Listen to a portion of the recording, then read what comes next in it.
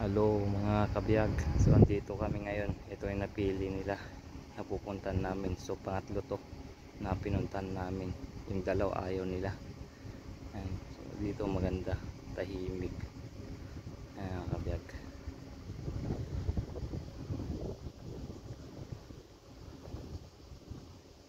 Yun yung sa paligid mga kabiyag. Mahangin din dito, masarap dito tumambay.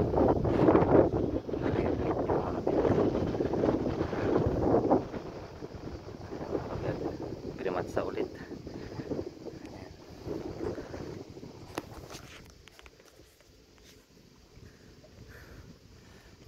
Pagod pero yan, okay siya. Maraming pahinga din mga kabiyag. Sobrang ito ko na kabiyag ha. Quality.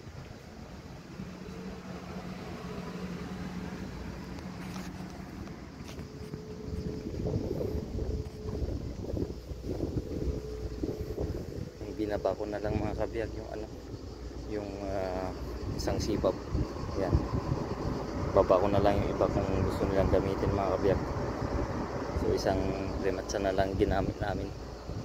Yan, so inayos ko na rin. Ayan mga kabiyag, okay, rematsa namin, inayos ko na yung isa, secure ko na lahat yung mga kabiyag.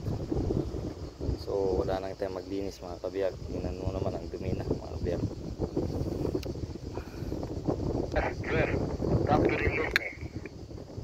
Copy.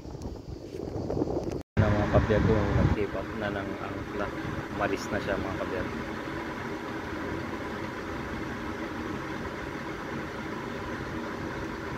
May tambahin din doon banda. Talagang may pinuputan din pala dito. Napasyalan pala. Parang liblib na lugar talaga dito eh. Pag wala ka ng yate o tender, hindi ka na makapunta dito mga kabiyag.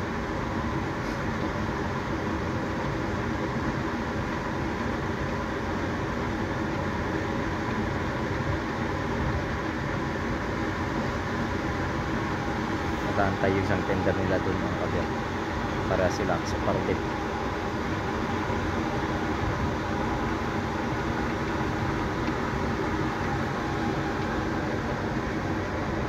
Rinilis ko na yung lubid niya. Tinawag ako kanina mga kabiyag. Punta daw sa Lipkada. So dito tayo ulit. Balik tayo dito mga kabiyag. Alam mo, daming puno. Baka may unggoy dyan mga kabiyag.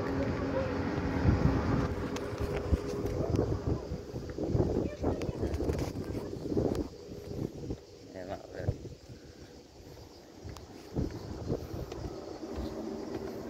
Yan lang gamit na dinagay ko mga kabiyag. Almost lahat na oh. Ang ganda dito. Puro bundok mga kabiyag.